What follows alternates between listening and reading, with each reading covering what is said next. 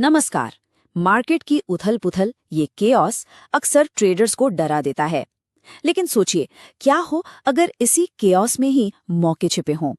आज हम एक ऐसे ही पावरफुल टूल की बात करेंगे जो इस उथल-पुथल को समझने में मदद करता है, बोलिंजर बैंड्स। तो चलिए देखते हैं कि ये आखिर काम कैसे करता है। तो सबसे बड़ा सवाल जो हर ट्रेडर के मन में होता है वो ये है कि जब मार्केट में इतनी तेजी मंदी हो तो आखिर पता कैसे चले कि कब खरीदना है और कब बेचना है। राइट, बस यही वो पहेली है जिसे आज हम बोलिंजर बैंड्स की मदद से सुलझाने की कोशिश करेंगे। अच्छा, तो ये बोलिंजर बैंड्स आखिर हैं क्या चीज? सिंपल भाषा में समझे तो ये 3 लाइनों का एक चैनल है, एक तरह का रास्ता। जो बीच वाली लाइन है ना, वो है सिंपल मूविंग एवरेज यानी SMA। मतलब एक पर्टिकुलर टाइम में एसेट के एवरेज प्राइस क्या रही है। और जो ऊपर और नीचे वाली लाइंस है वो स्टैंडर्ड डेविएशन का इस्तेमाल करती हैं। ये थोड़ा टेक्निकल लग सकता है, पर इसका काम बस इतना बताना है कि प्राइस अपनी एवरेज से कितना ऊपर या नीचे जा रही है। बेसिकली ये बैंड्स मार्केट की वॉलेटिलिटी का आईना है। इसका फंडामेंटल लॉजिक बिल्कुल आसान है। जब प्राइस ऊपर वाले बैंड को टच करती है तो ये एक सिग्नल है कि एसेट रिलेटिवली महंगा हो गया है, और जब प्राइस नीचे वाले बैंड को टच करती है तो ये सिग्नल है कि वो रिलेटिवली सस्ता हो गया है। यहाँ एक बात पर ध्यान देना जरूरी है, ये महंगा या सस्ता उसकी अपनी हाल की कीमतों के हिसाब से है, न कि उसके ऑल टाइम हाई या लो के। तो थियरी तो समझ आ गई, अब आते हैं इसके प्रैक्टिकल यूज पर। देखिए, मार्केट का मूड ना हमेशा एक जैसा नहीं रहता, कभी शांत तो कभी तूफानी। और बोलिंजर बैंड्स की सबसे बड़ी खूबी ही यही है कि ये मार्केट के बदलते मूड के हिसाब से अपनी स्ट्रैटेजी को एडजस्ट करने में हेल्प करते हैं। मार्केट मोटा मोटा 2 तरह से बिहेव करता है। पहला, रेंज बाउंड मार्केट। यहाँ क्या होता है, प्राइस एक दायरे में, एक रेंज में ऊपर नीचे होती रहती है। और दूसरा है ट्रेंडिंग मार्केट। यहाँ प्राइस एक ही डायरेक्शन में, या तो लगातार ऊपर जाती है या लगातार नीचे। और सबसे अच्छी बात, बोलिंजर बैंड्स के पास इन दोनों ही सिचुएशंस के लिए अलग अलग स्ट्रैटेजीज हैं। तो चलिए पहली स्ट्रैटेजी देखते हैं, द रिवर्सल। इसे मीन रिवर्जन भी कहते हैं। ये स्ट्रैटेजी सबसे बेहतर काम करती है साइडवेज मार्केट्स में, मतलब जब मार्केट में कोई स्ट्रॉन्ग ट्रेंड नहीं होता।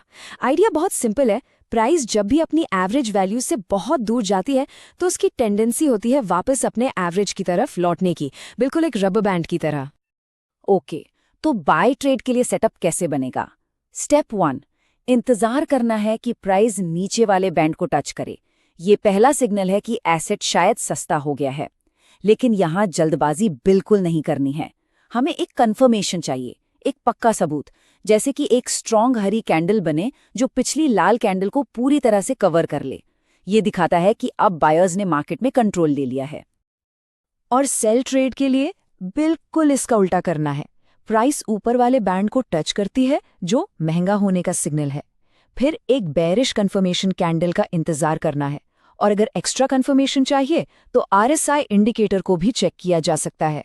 जब ये सारे चेकबॉक्स टिक हो जाए तभी सेल पोजीशन के बारे में सोचना चाहिए। देखिए, एक अच्छी एंट्री लेना तो सिर्फ आधी लड़ाई जीतने जैसा है। असली जीत तो सही एग्जिट पर डिपेंड करती है। तो सवाल ये है कि ट्रेड से निकलना कहाँ है? सबसे सेफ एग्जिट पॉइंट है बीच वाला बैंड, यानी 20 SMA। अगर थोड़ा अग्रेसिव अप्रोच रखना है तो ऑपोजिट बैंड तक वेट कर सकते हैं। और हाँ, सबसे जरूरी चीज, अपने लॉस को लिमिट करने के लिए स्टॉप लॉस लगाना कभी भी नहीं भूलना है। अच्छा, अब आते हैं बोलिंजर बैंड्स के सबसे पावरफुल सेटअप पर, जिसे कहते हैं द स्क्वीज। इसको समझना बहुत जरूरी है क्योंकि इसके लिए एक कहावत है, तूफान से पहले की शांति, और ये सच में एक बहुत बड़े मूव का सिग्नल हो सकती है। ये जो कहावत है ना, इस सेटअप का पूरा सार है, पूरा एसेंस है। जब बैंड्स सिकुड़कर एक दूसरे के बिल्कुल पास आ जाते हैं तो इसका मतलब है कि मार्केट में वॉलेटिलिटी यानी उतार चढ़ाव बहुत कम हो गया है, मार्केट शांत है। पर यह इस बात का सिग्नल है कि मार्केट एक बहुत बड़ी और एक्सप्लोसिव मूव के लिए तैयारी कर रहा है। तो इस पूरे सेटअप को ना एक स्टोरी की तरह समझते हैं। पहला चैप्टर, द स्क्वीज। इस चैप्टर में बैंड्स सिकुड़कर एकदम पास आ जाते हैं, बिल्कुल वैसे जैसे किसी स्प्रिंग को दबाया जा रहा हो। ये दिखाता है कि मार्केट के अंदर एनर्जी, पोटेंशियल बिल्ड हो रहा है जो बस रिलीज होने का इंतजार कर रही है। स्टोरी का दूसरा चैप्टर है द ब्रेकआउट। यहाँ वो जो दबी हुई स्प्रिंग थी ना, वो अचानक से रिलीज होती है। मतलब प्राइस एकदम तेजी से किसी एक डायरेक्शन में फटती है और बैंड्स के बाहर जाकर क्लोज होती है। ये वो मोमेंट है जब वो जमा हुई सारी एनर्जी रिलीज होती है और मार्केट अपनी नई दिशा तय करता है।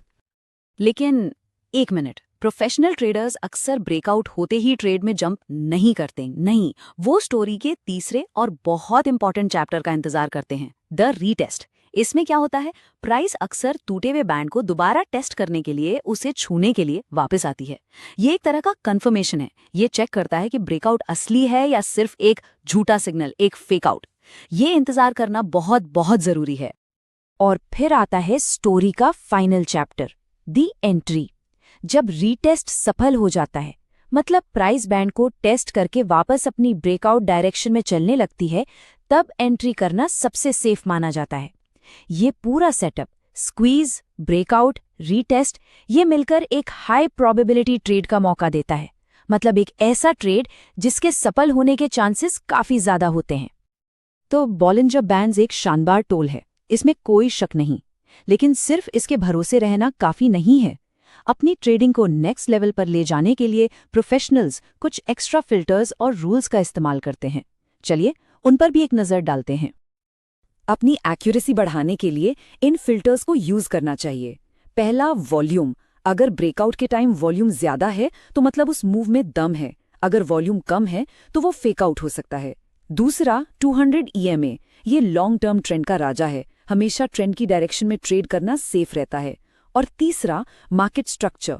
मतलब हायर हाइज और हायर लोज देखकर ट्रेंड की स्ट्रेंथ को कंफर्म करना। ये छोटे छोटे रूल्स मिलकर सक्सेस रेट को काफी बढ़ा देते हैं। हाँ, एक और जरूरी बात, टाइम फ्रेम्स। ये समझना बहुत इंपॉर्टेंट है कि ट्रेडिंग किस टाइम फ्रेम पर हो रही है। जो छोटे टाइम फ्रेम्स हैं, जैसे 5 मिनट या 15 मिनट, वहां सिग्नल्स तो बहुत मिलेंगे, लेकिन मार्केट का शोर भी उतना ही ज्यादा होगा। फॉल्स सिग्नल्स मिलने के चांसेस बढ़ जाते हैं। वहीं जो बड़े टाइम फ्रेम्स हैं, जैसे 4 घंटे या डेली, वहां सिग्नल्स भले ही कम मिले पर वो ज्यादा क्लियर और रिलायबल होते हैं। अब आते हैं ट्रेडिंग के सबसे इंपॉर्टेंट रूल पर, रिस्क मैनेजमेंट। हमेशा ये पक्का करें कि जो पोटेंशियल प्रॉफिट है वो पोटेंशियल लॉस से कम 2 गुना हो। 1:2 का रिवॉर्ड टू रिस्क रेशियो, ये एक गोल्डन रूल समझ लीजिए। इस नियम के बिना लॉन्ग टर्म में ट्रेडिंग में प्रॉफिट बनाना ऑलमोस्ट इम्पॉसिबल है। आखिर में कुछ आम गलतियों पर नजर डालते हैं जिनसे बचना जरूरी है। पहली गलती, बड़े ट्रेंड के खिलाफ जाना। ट्रेंड के साथ बहना है, उसके अगेंस्ट नहीं। दूसरी, सिर्फ बैंड टच होने पर ट्रेड ले लेना नहीं, कंफर्मेशन का इंतजार हमेशा करना है। और आखिरी बात, जब मार्केट में बहुत ज्यादा वॉलेटिलिटी हो, किसी बड़ी खबर के बाद, तो साइडलाइन पर बैठना ही बेहतर है। कभी कभी कोई ट्रेड न करना ही सबसे अच्छा ट्रेड होता है। तो अब बॉलिंजर बैंड्स को समझने के लिए सारे जरूरी टूल्स मौजूद हैं। ये टूल्स मार्केट के मूड को पढ़ने में हेल्प करते हैं, चाहे मार्केट शांत हो, एक रेंज में हो या फिर एक बड़े तूफान की तैयारी कर रहा हो। अब सवाल ये उठता है कि इस ज्ञान का इस्तेमाल मार्केट को बेहतर तरीके से पढ़ने के लिए कैसे किया जाएगा।